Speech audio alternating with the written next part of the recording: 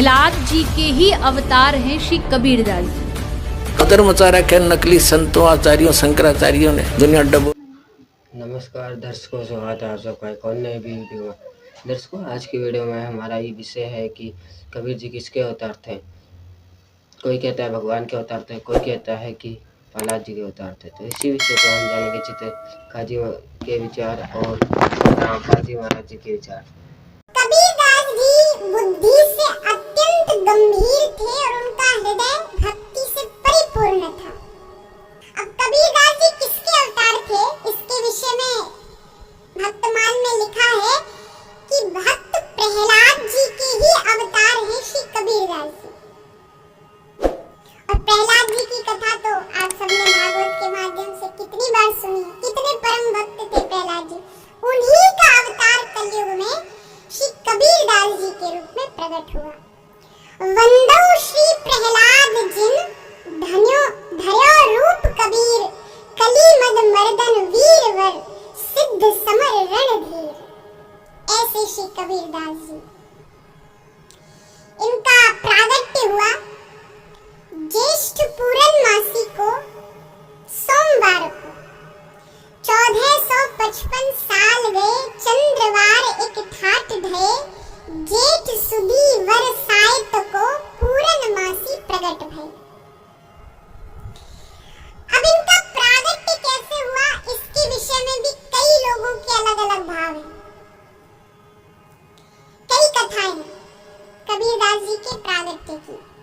पहली जो कबीरदास जी के प्रागट्य के संबंध में जो कथा आती है वो इस प्रकार है। पूज्यपाद श्री रामानंदाचार्य जी, श्री रामानंदाचार्य जी की सेवा में एक ब्राह्मण रहता था। वो स्वामी जी की निरंतर सेवा करता था। तो एक दिन उस ब्राह्मण को किसी कार्यवश बाहर जाना था। तो उसने अपनी पुत्री को कहा कि बेटी तू जाना और स्वामी जी की आज पूरी सेवा तू करके आना। तो पुत्री आ गई। आकर के उसने बड़े भाव से, बड़ी भक्ता थी, सेवा की। श्री स्वामी जी बड़े प्रसन्न हुए उसकी सेवा को देख करके।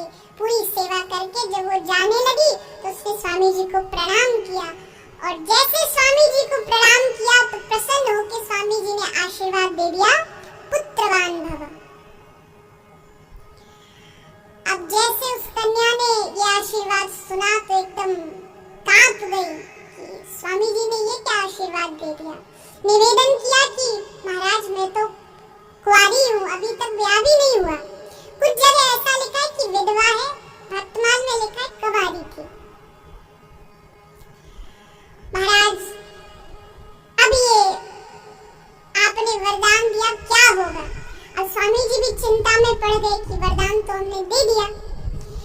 उसी बीच भगवान नारायण ने कलयुग का हालचाल जानने के लिए माता लक्ष्मी जी को भेजा कि पृथ्वी पर आप देख कर के आओ हालचाल धरती का कैसा है। तो माता लक्ष्मी जी भूलोक में आई हुई थी, चारों ओर देख रही हैं, पाप बढ़ रहा है, अत्याचार बढ़ रहा है। उसको देख के माँ लक्ष्मी एकदम चिंतित हो गई और मन में विचार आया कि इस समय तो आवश्यकता है कि कोई भगवान का परम भक्त अवतार ले। ये सोच करके लक्ष्मी जी विहार करती करती श्री रामानंदाचार्य जी के आश्रम कुटिया में पहुंच गई और देखा तो स्वामी जी चिंता में बैठे थे, उसी चिंता में जो वरदान दिया था। लक्ष्मी जी ने पूरा हालचाल जाना, देखा कि वो कन्या भी सामने खड़ी है। तो एक तुलसी पत्ता लिया और उस तुलसी पत्र को उस कन्या को दे दिया। कन्या उस तुलसी पत्र को लेके अपने आंचल में छुपा करके अपने घर की ओर आ रही थी। अब जैसे घर की ओर बढ़ रही है तो जो उसने अपने आंचल में छुपा रखा था तुलसी पत्र, धीरे धीरे उसका भार ज्यादा लगने लगा कि वजन बढ़ रहा है। लेकिन तो एक तुलसी पत्र आई थी, यहाँ तो पूरा वजन बढ़ रहा है। तो जैसे उसने आंचल हटाया तो उसकी गोद में एक बड़ा सुंदर नन्हा सा शिशु उसे प्राप्त हुआ और वो शिशु कबीरदास जी ही थे, जो साक्षात गुरु की कृपा से, श्री रामानंदाचार्य जी की कृपा से और साक्षात भगवान के द्वारा प्रेरणा लक्ष्मी जी को हुई और लक्ष्मी जी के द्वारा वो पत्र, तुलसी पत्र उस कन्या को मिला। अब कन्या को शिशु तो मिल गया, पर अब घबराई कि घर लेके कैसे जाऊं। घर लेके गई तो चारों ओर खूब मेरी लोग हंसी उड़ाएंगे, विरोध करेंगे। तो उसने एक पास में लहर तारा नाम का तालाब था, उस तालाब में उस बालक को बहा दिया। देव योग से उसी तालाब के पास से नीरू और नीमा नाम के एक दंपति जा रहे थे। दोनों दंपति संतानहीन थे, उनको संतान थी नहीं। जैसे बालक की नीरू और नीमा को रोने की आवाज आई तो रुक गए और देखा तो एक शिशु कमल के पत्ते पर मुस्कुरा रहा है। तो पत्नी ने कहा, निवेदन किया कि स्वामी आपकी आज्ञा हो तो इसको हम अपने साथ ले चलें, और दोनों उस बालक को घर ले आए। और इस प्रकार नीरू और नीमा कबीरदास जी के माता और पिता बन गए। तो एक कथा कबीरदास जी के प्रागट्य की ये है, एक कथा जिसमें सिर्फ इतना वर्णन आया है कि कबीरदास जी स्वतः ही कमल के पुष्प पर प्रकट हुए। तो ये अलग-अलग लोगों के अलग-अलग मत के अनुसार श्री कबीरदास जी का प्रागट्य हुआ है। अभी आपने देखा चित्रलेखा जी के विचार, अब हम देखेंगे संत रामपाल जी महाराज जी के विचार। अनंत कोट ब्रह्मांड का एक रति नहीं भारे, सतगुरु पुरुष कबीर हैं ये कुल के सिरजनहारे। ना सतगुरु जननी जने उनके माने बापे, पिंड ब्रह्मांड से रहित हैं जाना तीनों तापे।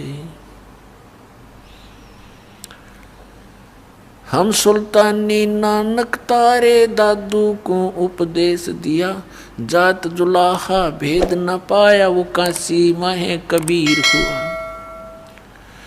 अब ये भी स्पष्ट कर दिया कि जो जुलाहा जाति में प्रकट हुए थे वही परमात्मा अनंत कोट ब्रह्मांड के स्वामी कबीर जी हैं। तो अखिल ब्रह्मांड का नायक, अखिल ब्रह्मांड का स्वामी कबीर साहब हैं, जो बनारस के अंदर, काशी शहर के अंदर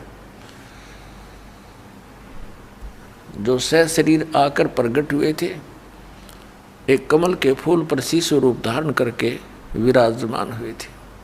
धीरे धीरे बड़े हुए, तत्व ज्ञान का प्रचार किया। ये हम सब के जनक हैं, ये कुल के मालिक हैं।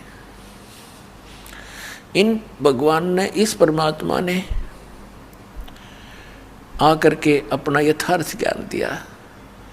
प्रत्येक युग में आते हैं ये कबीर परमेश्वर, लेकिन अन्य युगों में, सतयुग, त्रेता, द्वापर में ये अन्य नामांतर करके आ जाते हैं। सतयुग में सत्सुकृत नाम से, त्रेता में मुनिंदर नाम से, और द्वापर में करुणा में नाम से, और कलयुग में अपने ओरिजिनल नाम से आते हैं, कबीर नाम से, कबीर नाम से। तो पुण्यात्माओं, 600 वर्ष पहले परमात्मा ने इन श्री ब्रह्मा, श्री विष्णु, श्री शिव जी, इनके पिता और इनकी माता की उत्पत्ति बताई थी। ब्रह्मा, विष्णु, महेश के माता पिता की जानकारी परमेश्वर ने 600 वर्ष पहले बताई थी। लेकिन इन अज्ञानी ऋषि में, ऋषियों ने, तत्वज्ञानहीनों ने, मंडलेश्वरों ने परमात्मा के उस अमृत ज्ञान को, उस यथार्थ ज्ञान को जनता तक नहीं जाने दिया, और कहते रहे कबीर झूठ बोलता है, ये अशिक्षित है, ये क्या जाने भगवान के बारे में, ये क्या जाने वेदों और गीता और पुराणों के बारे में, क्योंकि इसको अक्षर ज्ञान नहीं, ये संस्कृत भाषा से परिचित नहीं। और वो नकली मंडलेश्वर केवल संस्कृत भाषा से तो परिचित थे, लेकिन अध्यात्म ज्ञान शून्य था उनका। अब हमारे सामने एक प्रॉब्लम अड़ी रही, वो एक बात कह दिया करते थे कि कबीर धानक है, दुल्हा है, ये शिक्षा का अधिकारी भी नहीं है, ये कहाँ से जान सकता है पुराणों और कुरान को, वेद और गीता को, ये सब झूठ बोलता है। ये जो कह रहा है कि तीन देव की जो करते भक्ति उनकी कदे न हो मुक्ति। परमात्मा कहा करते थे, गुण तीनों की भक्ति में ये भूल पड़ो संसारे, कहे कबीर निज नाम बिना कैसे उतरो पारे। तीन देव की जो करते भक्ति उनकी कदे ना होवे मुक्ति। 600 साल पहले परमात्मा कहा करते, इन तीन देवताओं की, श्री रजगुण ब्रह्मा, सतगुण विष्णु, तमगुण शिव जी की जो भक्ति करते हैं, इनका कभी मोक्ष नहीं हो सकता। इस बात से अक्षुब्ध होकर के हिंदू धर्म के गुरुओं ने उस परमेश्वर का घोर विरोध किया और करवाया, जनता को बरगला कर कि कबीर झूठा है, ये झूठ बोलता है, इनके कोई माता पिता नहीं, ये अजरो अमर हैं, सर्वेश्वर हैं, महेश्वर हैं, मृत्युंजय कालज्य, ये सर्वशक्तिमान है, अखिल ब्रह्मांड के नायक। कौन? श्री विष्णु जी। कोई शंकर जी को अखिल ब्रह्मांड का नायक बताता जो उसका पुजारी है। तो पुण्यात्माओं, उस समय इन नकलियों की दाल गल गई कि सचमुच कबीर जी शिक्षित नहीं हैं, संस्कृत भाषा नहीं जानते हैं, इसलिए जो हमारे गुरु लोग कह रहे हैं वही ज्ञान सच्चा है। तो उस समय इनकी दाल गल गई और परम पूज्य परमेश्वर कबीर जी अपनी प्यारी आत्मा धर्मदास जी को सचखंड लेकर गए, सतलोक लेकर गए, उस तीसरे मुक्ति धाम में जहाँ यह स्वयं विराजमान है, परमात्मा तख्त के ऊपर है, और सब ब्रह्मांडों की सतिथि से परिचित करवाया, ब्रह्मा विष्णु महेश से परिचित करवाया, उनसे वार्ता करवाई। उन्होंने स्वयं बताया कि हम तो नासवान हैं, हमारी जन्म मृत्यु होती है, कोई परमात्मा तो कोई और है जिसके विषय में हम भी अनभिज्ञ हैं। तब धर्मदास जी को ये विश्वास हुआ कि सचमुच ये तो नासवान है ब्रह्मा विष्णु महेश भी, और वो परमात्मा अन्य है ये नहीं जानते, और वो मेरे साथ खड़ा है कबीर नाम से ही। तब परमात्मा से धर्मदास जी ने प्रश्न किया कि हे भगवान, अब तो हमें पता चल गया कि श्री ब्रह्मा जी, श्री विष्णु जी, श्री शिव जी इतना नासवान है, इनकी स्वयं जन्म मृत्यु होती है, तो इनकी उपासना करने से जीव कैसे मोक्ष प्राप्त कर सकता है, और ब्रह्म तक की स्थिति नासवान है। हे परमात्मा, इससे ये सिद्ध हुआ कि ये वेद और कतेब, कुरान पुराण और बाइबल, वेद और गीता, इसकी से सिद्ध हो गया कि ये सब झूठे हैं। तब परमेश्वर ने कहा था, वेद कतेब झूठे नहीं भाई, झूठे हैं जो समझे नहीं। ये शास्त्र झूठे नहीं है, झूठे तो वो हैं जिन्होंने ये समझा नहीं, इनकी समझ में नहीं आया। ये पढ़ते रहे, रट्टा लगाते रहे, घोट लेते संस्कृत को, और अशिक्षित व्यक्तियों के बीच में बैठ के दो विद्वान शास्त्रार्थ किया करते थे। और जिसने संस्कृत ज़्यादा बोल दी, श्रोताओं के हाथ में डिसीजन होता था, जो कुछ भी नहीं समझ रहे थे वो बोल क्या रहे। एक समय कोई सुप्रसिद्ध विद्वान किसी नगर में कथा कर रहा था, प्रवचन किया करता था, आसपास के क्षेत्र में सुप्रसिद्ध था, और ये कहा करते थे कि ऐसा विद्वान वेदों और गीता का, पुराणों का देखा ना सुना, उसकी दंत कथा इतनी होगी। एक अशिक्षित यात्री जा रहा था अपने किसी गंतव्य प्लेस स्थान की तरफ किसी काम से। रास्ते में देखा कि सत्संग चल रहा है, कथा हो रही है, महात्मा कोई कथा कर रहा है। उसके बारे में पूछा तो बताया कि बड़े प्रसिद्ध, बड़े पहुँचे हुए महापुरुष हैं, बड़े विद्वान हैं गीता वेदों और पुराणों के। उसने सोचा ले 10-20 मिनट आधा घंटा सुन लेता हूँ, फिर सफ़र कर लूँगा। वो बैठ गया सुनने के लिए। अब जब तक वो वहाँ बैठा रहा तब तक वो केवल संस्कृत ही बोलता रहा। अब उस श्रद्धालु ने सोचा कि आध घंटा हो गया, मैंने आगे सफ़र भी करना है, चलता हूँ, बहुत सत्संग सुन लिया। वो जा रहा था, रास्ते में कोई ग्वाला था। उसने पूछा कि कहाँ से आए हो यात्री, कहाँ जा रहे हो? उस यात्री ने बताया कि मैं ऐसे ऐसे इस गाँव को जा रहा हूँ और इधर से आया हूँ। तो उस ग्वाले ने कहा कि रास्ते यहाँ इस नगर में एक महात्मा आए हुए हैं, वो सत्संग सुना आपने? तो उसने कहा जी सुन के आया हूँ मैं सत्संग। कैसा लगा? कि क्या बात कही, बस कमाल कर दिया। तो उसने कहा, उस पाली ने, ग्वाले ने कहा कि कुछ मुझे भी सुना दो, मुझे तो सौभाग्य प्राप्त हुआ नहीं वहाँ जाने का, क्योंकि मैं पशुओं को लिए हुए हूँ। मुझे भी 2 वचन सुना दे जो तू सुन कर आया है। तो वो क्या कहता है यात्री कि ये तो मुझे मालूम नहीं उसने क्या बोला, वो संस्कृत बोल रहा था पर कर दिया कमाल। बता, टट्टू कमाल कर दिया जब तूने ये ही नहीं मालूम उसने बोला क्या। उन्होंने कहा कर दिया कमाल। तो पुण्यात्मा, इस तरह ये लोक वेद के आधार से सुनी सुनाई बातों से एक दूसरे से सुनकर ये महापुरुष और मैं ऋषि पाक रहे थे, न कख नहीं पता था किसी ने भी। अब ये दास ने जो शब्द बोल दिया कि किसी ने भी कुछ पता नहीं था, तो ये भगत समाज का गले नहीं उतरे कि ऐसा क्या किसी को भी मालूम नहीं था?